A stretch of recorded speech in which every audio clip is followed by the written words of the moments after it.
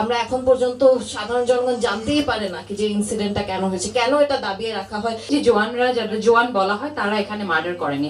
এই পুরোটা was an international conspiracy, international একটা গ্রুপ এসে মার্ডার করেছে। শেখ হাসিনা ও তাপস পিলখানা হত্যাকাণ্ডে জড়িত।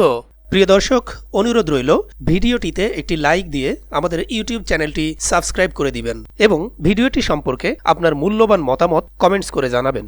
ঢাকায় তদানীন্তন বিডিআরের সদর দপ্তর পিলখানার মর্মান্তিক ট্র্যাজেডিতে সাবেক প্রধানমন্ত্রী শেখ হাসিনা, মেয়র ফজলে নূর তাপসসহ আরও অনেকে সরাসরি জড়িত উল্লেখ করে তাদের বিচারের দাবি করেছেন নিহতদের স্বজনরা।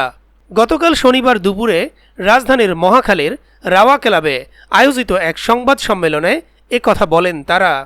এ সময় বিডিআর বিদ্রোহে হত্যাকাণ্ডে নিহত সব সেনা ও সিভিলিয়ানদের পরিবার ৩ দফা দাবি জানান।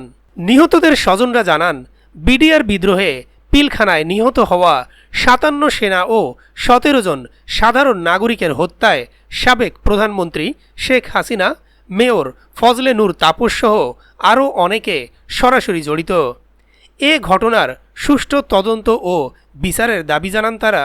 তারা আরও জানান, দেশে স্বৈরাচারী শাসকের পতন হওয়ার মাধ্যমে যে মুক্ত বাকস্বাধীনতার স্বাদ পেয়েছে বাঙালি, তেমনি শহীদ সেনাদের নামে ১৫ বছর হয়ে আসা অপপ্রচার বন্ধ ও সঠিক ইতিহাস প্রচার করুন।